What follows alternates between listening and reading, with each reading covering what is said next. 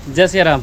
आज फिर से हमारे पास एक 8 kVA अल्टरनेटर आप पहुंची है। इसमें प्रॉब्लम मैंने कल जा करके चेक किया हुआ था, तो ये अल्टरनेटर शॉर्ट है और ये भाई साहब अभी हमारे ओपन कर रहे हैं और इसका पूरा कनेक्शन वगैरह सब कुछ खोल दिया गया है। जैसे साइड पल्ला वगैरह बात करूँ तो सब कुछ ओपन कर दिया गया है।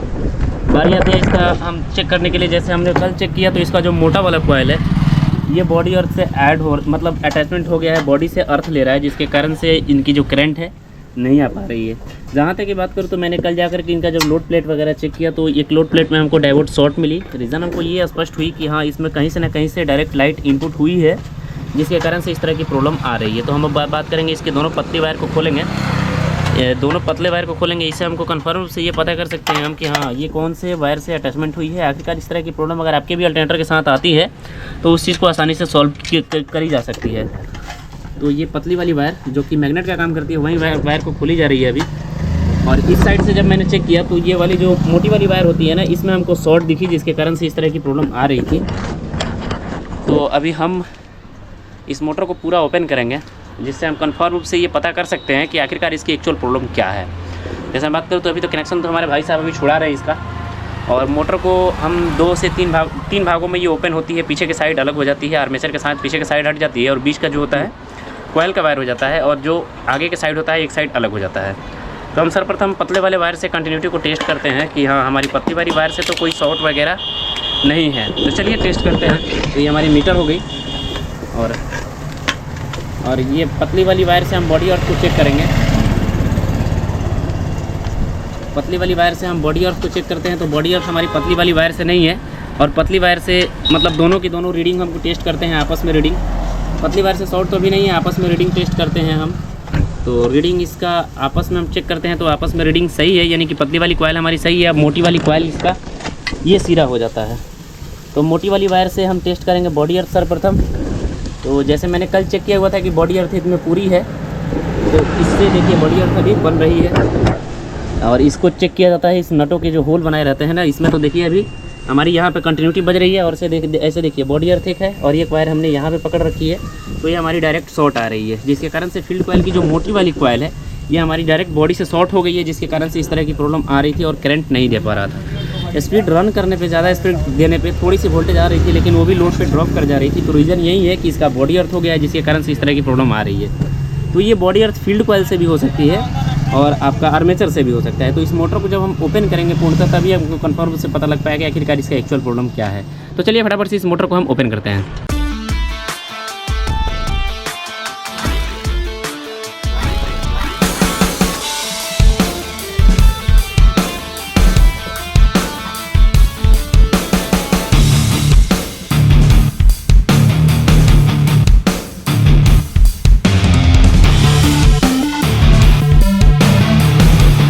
अभी आपने देखा कि हमने जब फील्ड कॉइल इसका उनका आर्मेचर ओपन किया तो आर्मेचर का हालात कुछ देख सकते हो, यूँ हो गई है। ये रीजन ये जानते हो कब होता है? ये होता है जब आपका जब इसका फील्ड कॉइल का किसी एक नट जो ओपन हो जाता है, फील्ड कॉइल की जब एक नाल जो कोई भी ओपन हो जाती है, उस सिचुएशन में जाकर के आपकी फील्ड कॉइल आपके आर्मेचर से टच होने लगती है, और टच होने के कारण से आपकी आर्मेचर भी जल सकती है और फील्ड कॉइल में भी शॉर्ट हो सकती है। तो जैसे हमने कंटिन्यूटी पे टेस्ट किया हुआ था, तो हम अभी इनका आर्मेचर भी टेस्ट कर लेते हैं कि आर्मेचर इनकी बची है या डेड हो चुकी है। तो आर्मेचर को टेस्ट करने के लिए अभी आप देखो हमने फर्स्ट रीच से लिया, तो देखो शॉर्ट हो रही है, यहाँ पे पूरी फुल शॉर्ट है, जबकि ये बॉडी अर्थ नहीं होना चाहिए।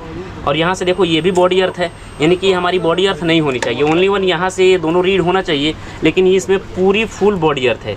तो ये तो कंफर्म हो गई कि हाँ इनका आर्मेचर डेड हो गया है, आर्मेचर जल चुका है। अब आर्मेचर के साथ साथ फील्ड कॉइल को भी टेस्ट कर लेते हैं कि फील्ड कॉइल बची है या वो भी बॉडी अर्थ के साथ साथ शॉर्ट हो गई है।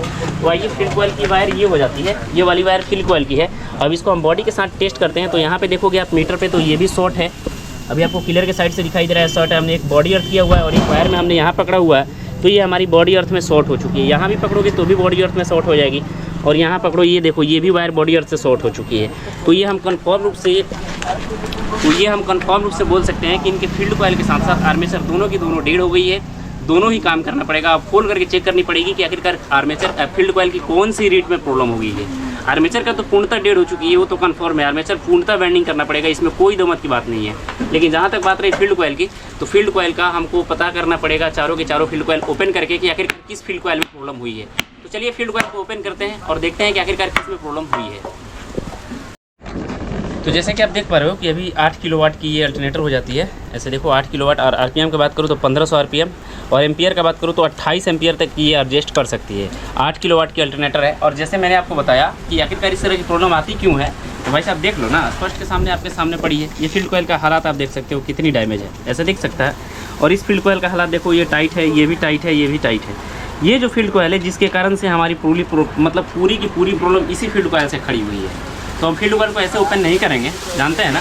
मैं हर एक वीडियो में बताता रहता हूँ कि इसकी भी कुछ रूल्स होती है। रूल्स ये होता है कि आप हर एक फील्ड कॉइल के सामने कुछ मार्किंग करनी पड़ती है आपको, डेड लाइन जिसको बोली जाती है, जिससे आप आसानी से पहचान कर सकते हो कि हाँ ये फील्ड कॉइल इसी जगह की है। क्योंकि क्या होता है, फील्ड कॉइल अगर अलग चली जाती है तो फिर आपका आर्मेचर बैठाने में बहुत ज़्यादा तकलीफ होने लगती है। तो भाई साहब मार्किंग करो पहले, उसके बाद ही ओपन कर पाओ। तो मार्किंग करने के लिए आपको सीधा सा एक सेंटर पंच ले सकते हो, या इस तरह की छेनी भी ले सकते हो। तो ये हमारे पास छेनी अवेलेबल है।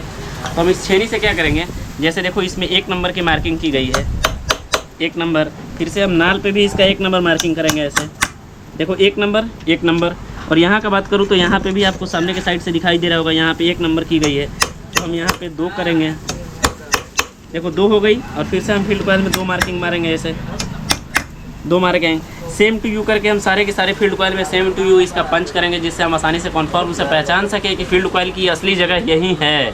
उसके बाद हम फील्ड कॉइल को ओपन करेंगे और आपके सामने विस्तार करेंगे कि आखिरकार किस फील्ड कॉइल में प्रॉब्लम हुई है। तो जैसा कि हम अभी चेक कर पा रहे हैं इसका, तो फील्ड कॉइल हमने जो एक डैमेज था जो कि हिल रहा था ज़्यादा, उसको मैंने हटा रखा है। तो आप इसका कंडीशन कुछ देख सकते हो। इसका कंडीशन आप देख करके ऐसे अनुमान कर सकते हो कि ये ज़्यादा दिनों से ऐसे चल रहा होगा, बट ये दिखाई नहीं पड़ रहा होगा कस्टमर को। और ये अंतिम हालात में आकर के फिर से अपना मतलब जितना भी अपना प्राण था वो प्राण को त्याग दिया, और ये करंट नहीं दे पा रहा था। तो बाकी सारे फील्ड कॉइल को हम टेस्ट कर लेते हैं कि हो सकता है बाय द वे और भी फील्ड कॉइल में इस तरह की प्रॉब्लम आ सकती है। लेकिन हमको जहाँ तक अनुमान है कि ये फील्ड कॉइल दूसरी फील्ड कॉइल में प्रॉब्लम नहीं आ सकती है। ताकि आप थोड़ा सा मीटर पर ध्यान देना। और ये देखो हम मतलब सारे के सारे फील्ड कॉइल से टेस्ट कर पा रहे हैं कि अभी हमारी कोई भी फील्ड कॉइल से प्रॉब्लम नहीं आ रही है। तो एक फील्ड कॉइल तो हमको कन्फर्म रूप से इसका चेंज करना ही पड़ेगा, और साथ साथ हमको आर्मेचर भी चेंज करना पड़ेगा।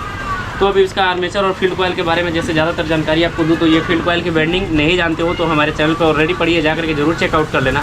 फिलहाल आप इसका कुछ हालात देख करके ऐसे अनुमान कर सकते हो कि भाई साहब ये कितने दिनों से इसी हालात में चल रहा होगा। बाय द वे हम बता नहीं सकते, बट अब जो भी होगा चलिए अब इसको वेल्डिंग करते हैं और इसका कनेक्शन करके आपको फाइनल दिखाते हैं कि आखिरकार आर्मेचर की वेल्डिंग कैसे की जाती है, फील्ड कॉइल की वेल्डिंग कैसे की जाती है। तो चलिए आगे बढ़ते हैं। समझ भाई, मैंने आर्मेचर को वेल्डिंग करने से पहले इसमें देखो 10 नंबर की पीवीसी सीट लगाई हुई है।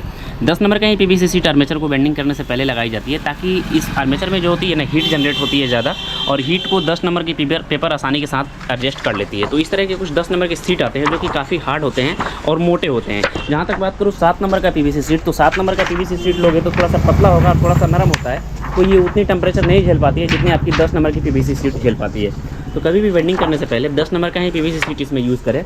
और हाँ, पेपर जो लगाएं पेपर एक साइज़ का लगाएं, ताकि अगर आप पेपर को छोटा बड़ा करते हो तो फिर आपकी कॉइल भी जो होगी छोटी बड़ी होने लगेगी। इसलिए पेपर को अच्छे ढंग से लगाएं और फ्रेश रूप से लगाएं। और 10 नंबर का ही पीवीसी सीट सारे के सारे सीट में इंस्टॉल की जाती है। उसके बाद में ये जो आपकी इसमें जो खाँचे लगे रहते हैं, इस खाँचे को अच्छे ढंग से साफ़ की जाती है। उसके बाद मैंने इस पर जब मैंने ओपन किया था आपके सामने दिखाई दिया कि इस पर बहुत सारी स्केचेस थी, तो मैंने इसमें ग्राइंडिंग मार करके सारे के सारे स्केचेस को फ्रेश कर लिया हुआ है। आर्मेचर हमारी पूरी फ्रेश ढंग से तैयार हो चुकी है। अब बारी आती है वेल्डिंग करने का। तो पेपर आप कभी भी 10 नंबर का ही इसमें सीट यूज़ करें। उसके बाद वेल्डिंग करने के लिए इसमें 3-3 वायरों से वेल्डिंग की गई थी। तो 3-3 वायरें इसमें 19 नंबर की लगाई गई है, और 19 नंबर के मैंने 3-3 वायरें ऐसे देखो तीनों के तीनों टेयर में हमने ले रखी है। और इसका वेल्डिंग टर्न जो एक स्लॉट का जो टर्न होगा वो आपका 22 टर्न का होगा, तीनों वायर से 22 टर्न का होगा। ये नहीं कि सिंगल वायर से, नहीं, तीनों वायर से 22 टर्न का होगा।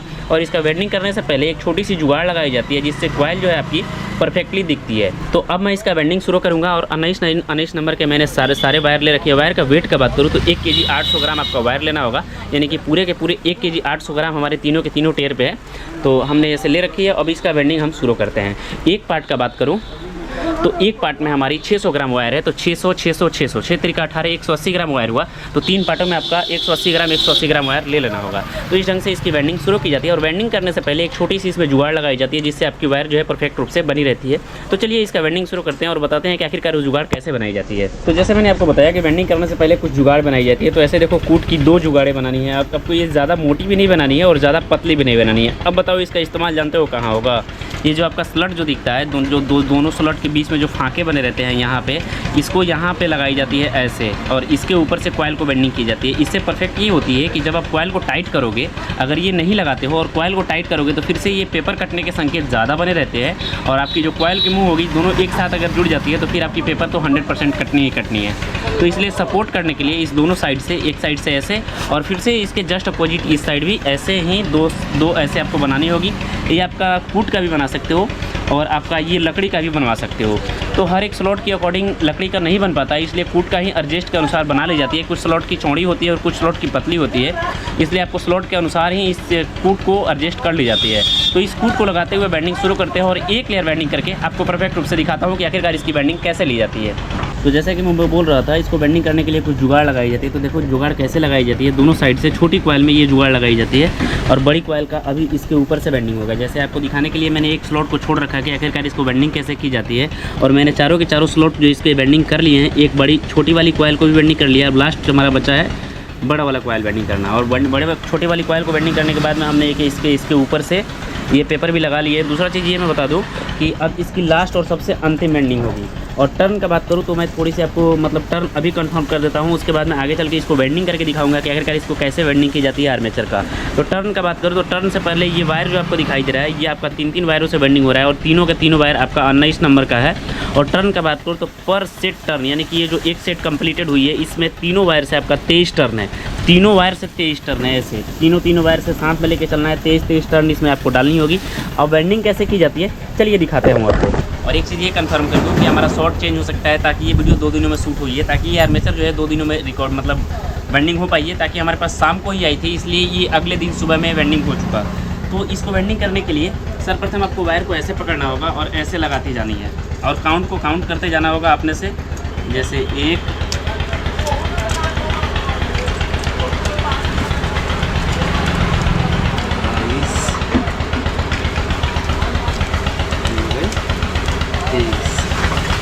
तो अगर आपकी स्लॉट में वायर नहीं बैठ रही है तो उस सिचुएशन में इस तरह के कुछ पीवीसी लेना होगा और इसको स्लॉट में डालते हुए ऐसे स्लॉट में डाल करके, यदि कहीं भी स्लॉट में डाल करके और ऊपर से ऐसे देखो प्रेस कर लेना होगा। ऐसे प्रेस दोनों साइड से ऐसे प्रेस कर लेना होगा, जिससे आपकी पेपर जो है बहुत ही स्मूथ रूप से आपकी पेपर अंदर जाने वाली है। जैसे देखो अभी हमारी पेपर कितनी आसानी रूप से हमारी पेपर लग चुकी है। और पेपर लगने के बाद में फिर से इस तरह की जो पीवीसी सीट होती है इसके ऊपर से लगा देनी होगी, जिससे आपकी जो वायर है आपकी स्लॉट से बाहर नहीं आएगी। सेम टू यू आपको दूसरे साइड भी वैसे ही करना है। अब चलते हैं, आपको इसमें एक छोटी सी कनेक्शन के बारे में आपको समझा दूं। तो कनेक्शन करने के लिए आप लोग 1 से 3, जैसे आप लोग फैन का वेल्डिंग करते हो सेम टू यू वैसा ही आपको भी करना होगा इसका भी। तो इसका भी कनेक्शन करने के लिए आप ये देखो, ये हमारी फर्स्ट लीड वायर है, जो फर्स्ट लूपिंग वायर है। इसका मैंने यहाँ से जब कनेक्शन लिया तो ऐसे फर्स्ट इसका वेल्डिंग हुआ, ऐसे वेल्डिंग होने के बाद में आपका लास्ट लीड यहाँ निकल गया। और लास्ट लीड जो यहाँ निकली तो ये लीड डायरेक्टली आपका किस कॉइल पर जाएगा, चलिए मैं बात करता हूँ आपसे। तो ये जो लीड यहाँ निकली है, यहाँ के आपको अंदर के साइड नहीं गई है। ये लीड आप लोग देखोगे तो ऐसे देखो, आपको नीचे के साइड से होते हुए ये लीड यहाँ पे आई है डायरेक्टली। यहाँ से जो हमने बेंडिंग शुरू किया ऐसे, तो हमारी एक लीड यहाँ आई और यहाँ से निकलने के बाद में फिर से एक लीड यहाँ, यानी कि 1 से 3 के कॉम्बिनेशन में एक लेयर यहाँ निकलती है। तो 1, 2 और 3 के कॉम्बिनेशन में यहाँ हो गई। और फिर से वैसे ही इसका जो तीसरा नंबर जो लीड होगा सेम टू यू वैसे ही इसका भी कनेक्शन होगा 1 से 3 सारी की सारी जो भी लेयर होगी 1 से 3 में होगी। और ये जो वायरें आपकी निकलती है इसको अच्छे रूप से फ्रेश करके और दोनों कनेक्शन के साथ आपको जोड़ दी जाती है, जिससे आपकी आर्मेचर की वेल्डिंग पूर्णतः हो जाती है। जैसे मैं फिर से आपको रिपीट कर दूँ, इसमें 19 नंबर के 3 वायर लगाए गए हैं। वेट का बात करूँ तो 1 किलो 800 ग्राम तार लेनी होगी आपको। और इसमें पर कॉइल टर्न का बात करूँ तो 23 होगा, जो तीनों वायर से होगी। तो इस तरह से आर्मेचर की पूरी फुल वेल्डिंग की जाती है। अब बात करते हैं फील्ड कॉइल का। तो फील्ड कॉइल को मैं अगले वीडियो में आपको बता दूंगा। फिलहाल आपको ये छोटी सी जानकारी कैसे लगी जरूर बताना। फील्ड कॉइल का आप वेल्डिंग चाहते हो तो मैं आपको अगले वीडियो में लेकर के आने वाला हूँ, जरूर देख लेना। फिलहाल आपको ये जानकारी कैसी लगी, मिलते हैं नए वीडियो में। आपका भाई प्रिंस, जय श्री राम।